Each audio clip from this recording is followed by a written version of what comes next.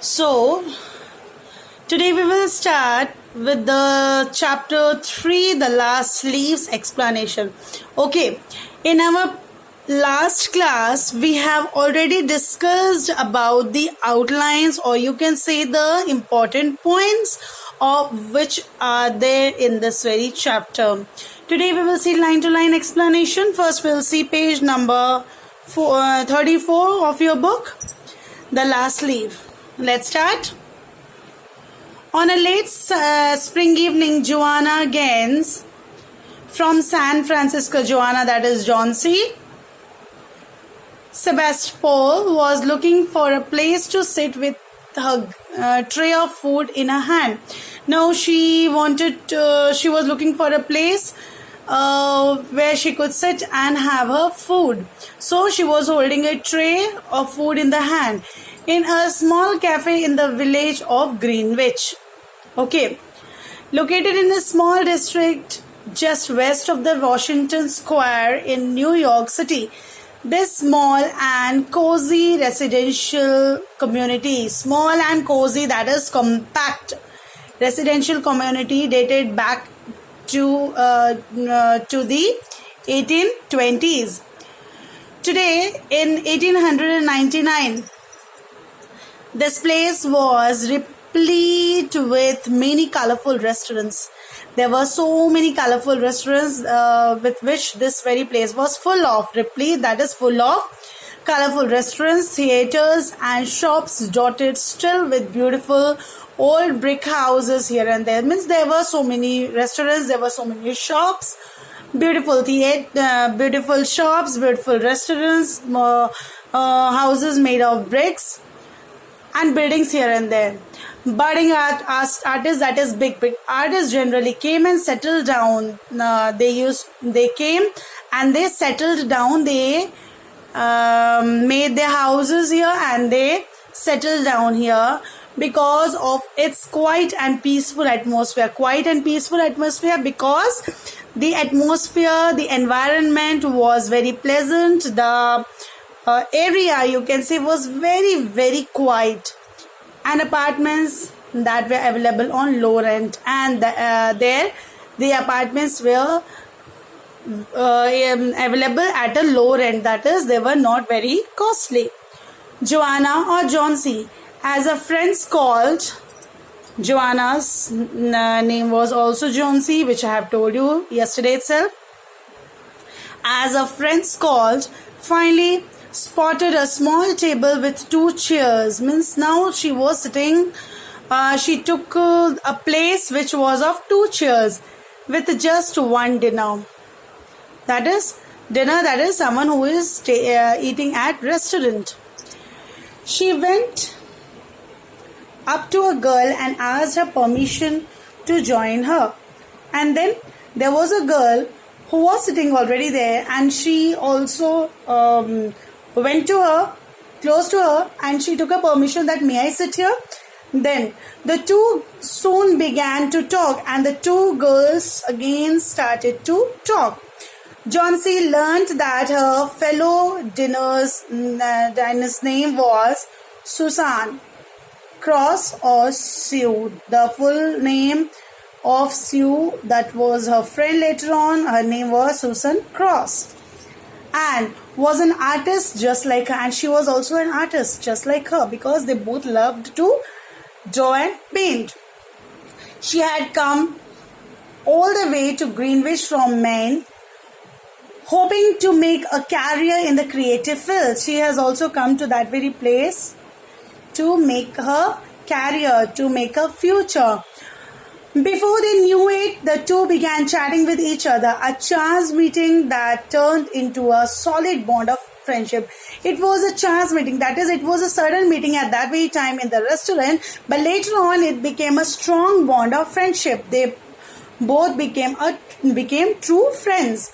Soon the 2 decided to share an apartment to save rent. Now the 2 decided to share an apartment in that very place to save the rent, because both were alone in that very place in a 3-story brick building. Sue and Johnsy went about happily with their lives, which came to a sudden halt. Sudden halt, that is sudden stoppage. There was a pause during the winter month. And what happened? A sudden attack of pneumonia, sudden bout of pneumonia, attack of pneumonia had gripped the entire village, and the whole village was, it had caught hold of pneumonia in its death trap, and it led the people at the end to death. Johnsy from sunny California fell prey to this deadly disease, and Johnsy was also caught hold by this very disease of pneumonia. She was too weak to move or eat and kept staring at the blank side of the next brick house. There was another house, brick house, just outside the window of theirs, through the small window panes of her room, and she could see the brick house through the small window panes of her room. One morning, as the doctor came for a visit, he informed Sue that Johnsy had lost all the desire to leave, which had brought down her chances to survival on a scale of 10 over 1. Now, the doctor came to visit Johnsy, and he told that she has become so weak, too weak to move, and her desire of living has also finished near about. He inquired whether Johnsy wanted to do anything in particular in her life.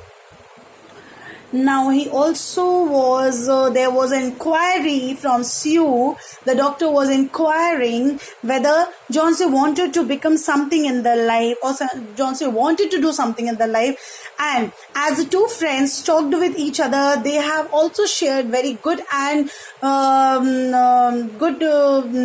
pulse, or you can say good times of their lives, and all the words which were within them. When Sue informed him that Johnsy had always wanted to paint the Bay of Naples because she was an artist, the doctor rubbished harboring such desires and asked Sue, does she have a man in her life who can instill some hope in her? Now, the doctor said that after listening to all this, the doctor said that, does she have a man in her life who can put some hope within her? A man? Doctor? A man, doctor? How can a man help? No, there is no man in her life, said an exasperated Sue. Now, Sue was very surprised when the doctor asked this, and then there was a surprise, you can say exclamatory word, a man, doctor? How can a man help? No, there is no man in her life, said an exasperated Sue. That is, now Sue became very annoyed by these words and question asked by the doctor. She became very angry and she said no. Well, find her something, give her something to look forward to life. And the doctor said that give her something to look forward in their life. And saying so, the doctor left, leaving a clueless Sue trying to find ways to help her friend. She went into her work room and cried for some time. Now Sue also went to her room and she cried for some time. A few minutes later, she gathered herself, that is, she made herself strong, and went to Johnsy's room and found her counting 10, 9, 8, 7. And what was she counting? When what was she counting when Sue went to her? What are you counting, Johnsy? Asked Sue. And now Johnsy to her, Sue asked, what are you counting? You see that grapevine on the brick wall? There are so many leaves just a few days ago. Now it is almost empty. There are only 7 leaves. Oh, there goes another one. And she says, you see, there are grapevine, the creeper plant. You see, there is a grapevine, and you can see there were a few days before there were so many leaves on this, and now you see there are only 7 leaves. And while she was talking to and telling this to Sue, and then she says, there goes another one.